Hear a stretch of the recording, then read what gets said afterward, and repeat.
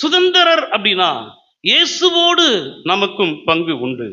ஆனா இயேசுவோடு நமக்கு பங்கு வேணும் அப்படின்னு சொன்னா ஒரு கண்டிஷன், இயேசு நம்மை கழுவ வேண்டும். அப்ப இயேசு சீஷர்களுடைய கால்களை தான் கழுவினார்.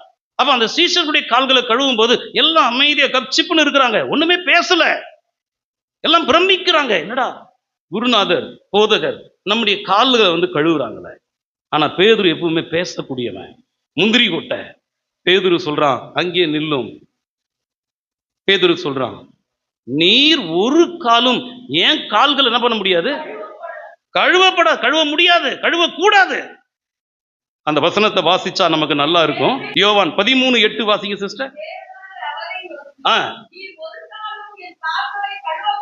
நீர் ஒரு காலும் என் கால்களை கழுவப்படாது என்றான்.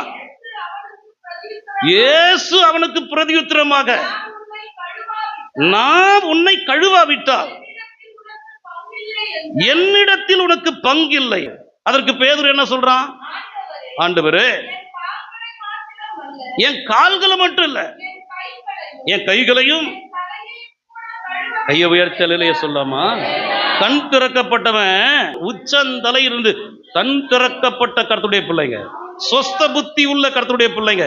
புத்தி பேதலித்து போனவன் கர்த்தர் என்னை கழுவ வேண்டாம் அப்படின்னு சொல்லுவான். ஆனா புத்தி தெளிந்தவன் சொல்லுவான், ஐயா என் கால்களை மாத்திரம் அல்ல ஆண்டவரே, என் கைகளையும் என் தலையையும் என் உடல் முழுவதையும் உச்சந்தலையிலிருந்து உள்ளங்கால் வரை என்னை கழுவும் என்று சொல்லி தன்னையே. அப்படின்னா என் கிட்ட ஒரு அசுசி கூட, ஒரு அசுத்தம் கூட கண்ணுலயும் இருக்கக்கூடாது, காதுலயும் இருக்கக்கூடாது, சிந்தையிலும் இருக்கக்கூடாது, என் கால் தூசியில கூட இருக்கக்கூடாது. நான் பரிசுத்தமாய் வாழ, பரிசுத்தமாய் வாழ என் உச்சந்தலையிலிருந்து உள்ளங்கால் வர என்னை கழுவும். அவனை தான், பேதுருவை தான் சபைக்கு தூணாய் மாற்றினார்.